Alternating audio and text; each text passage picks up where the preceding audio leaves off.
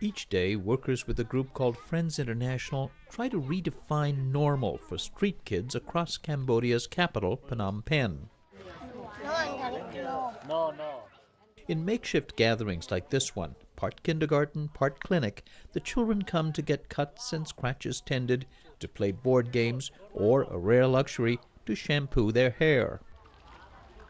Normal for these children is a grinding work routine, scavenging in garbage dumps, or, if they're lucky, peddling trinkets to tourists in this city of 2 million. You have about an estimated 20,000 children living and working on the streets of Phnom Penh. That is actually a huge number for a city like Phnom Penh, which is relatively small. Sebastian Marot founded Friends International 18 years ago. It now serves 95% of this city's homeless youth. A former French Foreign Service worker, Marot took a break to visit this region.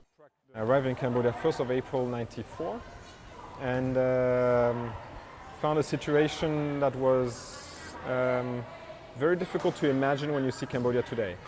No roads, no electricity, no running water. Everyone had guns and used them. It was the Wild West is the best description possible. So not a place you want to stay. But what happened is that I met kids. He says he was moved by the plight of so many hungry children and decided to stay and find a way to get them into productive lives and off the street. Those streets are being transformed today. The old temples and new high-rises are being spiffed up to attract foreign tourists and investors. But Phnom Penh has also lured thousands of children and their families from the impoverished rural areas of a country still recovering from the genocidal Khmer Rouge era between 1975 and 1979, a period in which an estimated 2 million people died. It's a difficult existence. The children are often forced to support the family, or at least to fend for themselves. For many, it's a losing struggle, says Marot. The biggest problem we're facing now is actually the serious increase in drug use in this population, which is relatively new. It started in late 90s. There was no drugs before. And suddenly it exploded. And now 80% of the kids are using some glue, sniffing, a lot of amphetamine, and heroin is increasing. The government, struggling to control the flow of drugs from neighboring countries, has responded with a crackdown on the street. The police are always on the lookout for young people like these, most engaged in petty crime and prostitution, to support their drug habits. The government needs to show that there is no more street kid, that the cities are clean. So they destroy our building work by trying to get quick fixes, and that's putting kids in prison, that's cleaning the streets and putting people away out of the eye, but that's not a solution. Friends International, better known in the Khmer language as Mit Sam Lan, is also on the lookout for these youth, but with a very different approach. Miss Sam Lan comes here and they educate us about HIV and drugs and so on. We don't have enough to eat or a place to stay, so we take risks. We could be arrested. Along with offering clean needles, condoms, and lessons on safe behavior, Friends International counselors encourage these youth to come to a drop-in center for a meal or a bath, and when they're ready, detox, a place to live, and an education. 23-year-old Sotia has lived on the street on and off for 7 years.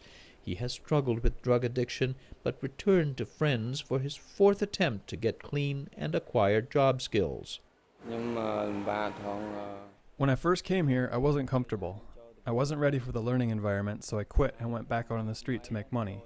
Now, the most difficult part is to try to keep myself away from drugs, from my friends in the street. But I try not to go. I can quit drugs. I can stay away from these friends. I don't want to let my parents down again or my very good friends here at the program.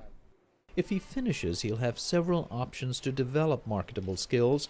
Friends International offers training in everything from automotive mechanics to construction skills to hairdressing.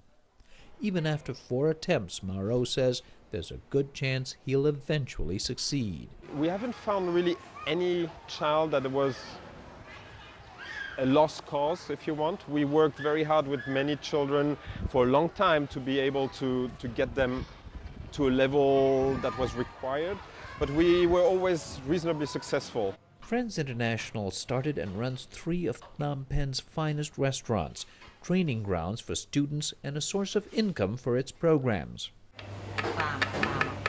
17-year-old Kuntia was recruited by Friends International on the street. She was selling flowers to support her family after her father died. My experience with Friends International has been great. Now I can read, and I love cooking the most. But having Kuntia enter a training program meant she was no longer able to support her family. She still lives at home with her mother and 3 siblings. So an important part of the Friends International approach is to help not just the youth, but also their parents. It now employs Kuntia's mother, Sok Chenda, to sew handicrafts that are sold in its boutique, another business that funds Friends International programs. Friends International helped me a lot. Without them providing me training and vocational skills, I could not feed my 4 children. People say, why do you put your kids in Friends International? They won't make any money. Better to take your daughter to work in the garment industry so she can make money, but I don't.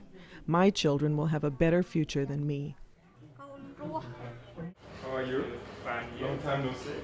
Many graduates of Friends International have already gone on to a better future. In 2 years, Darun Rin says he picked up culinary and interpersonal skills and even a bit of English. They trained me how to cook the food, to serve the food to the customer, and how to talk friendly. Darun Rin got a job as a chef for the Singaporean ambassador, then went on to open his own restaurant and is thinking of more. Maybe 1 more or 2 more. So he might plan like that, but we don't know yet. Let's see. For every success story, however, there are many young people still struggling. Maro says the best shot at success is to intervene as early as possible in children's lives, to provide early childhood education before they can fall victim to drugs. All this costs money. Restaurants and craft shops pay for about 1/3 of Friends International's $6.5 million annual budget globally. Maro says it will take years to become self-sufficient, and until then, programs like these will depend on donations. Those have been hurt by the global economic slowdown. The current crisis is such that many of our donors just are not renewing contracts, have reduced their amounts, have less proposals than before. Luckily, we had these profits from the businesses that allowed to bridge some, but that goes only that far because our sustainability is limited. The people watching this will say, why doesn't the national government help you? Yes, and that's a very good question. In some countries this is feasible. Say, for example, we should be able to access money from the Thai government, from Indonesian government. Cambodia, the budgets are not, they're so donor dependent themselves as a government. Despite the funding challenges, the program now operates in 8 countries in Southeast Asia and Central America, serving some 60,000 young people. And Friends International was recently invited to start a program for the first time in the United States. It will be in Las Vegas.